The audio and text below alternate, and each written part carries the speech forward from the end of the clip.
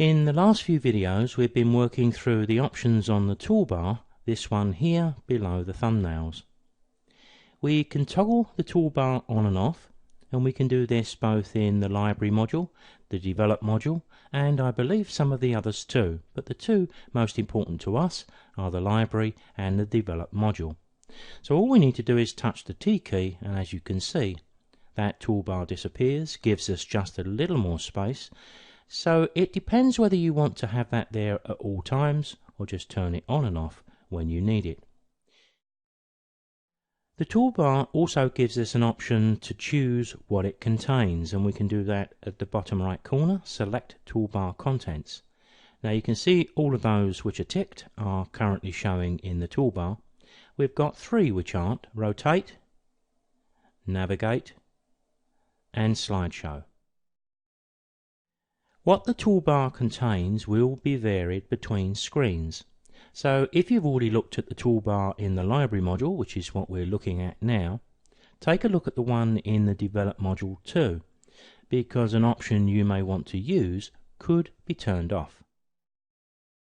So we've been working through the toolbar in the previous videos. So we've reached the section which is called A to Z Sort. But just before we touch on that, I'm going to jump right to the end to those options that I've just turned on.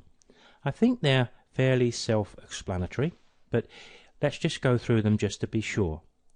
If we have an image we want to turn from portrait into landscape or vice versa, we can use these options here, as you can see.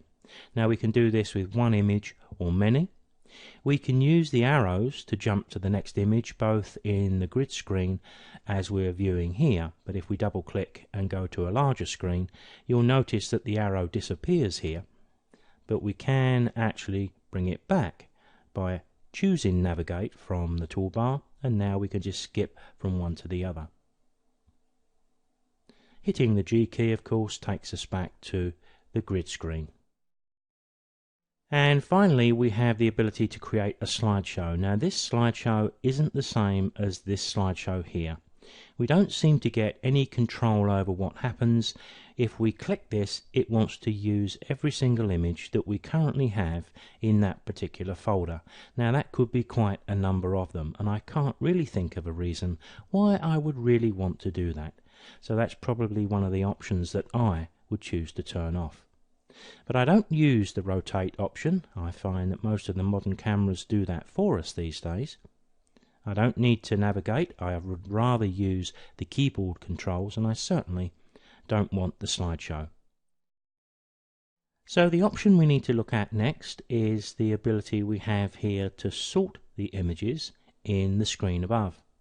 I think first of all, sorting the direction just by switching these two around is pretty self-explanatory, Z to A or A to Z. But here we've got quite a number of options.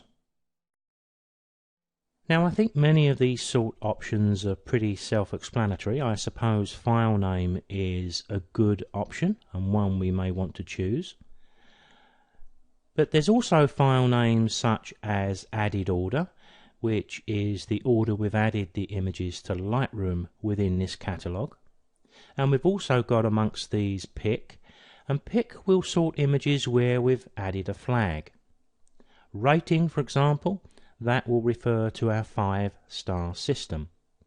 Label colour is another more common sort parameter too. Now in our next video we're going to be dealing with flags, stars and labels. And in a later video to that, we're going to be looking in more detail at searching for images in our catalogue in much greater detail than just looking here.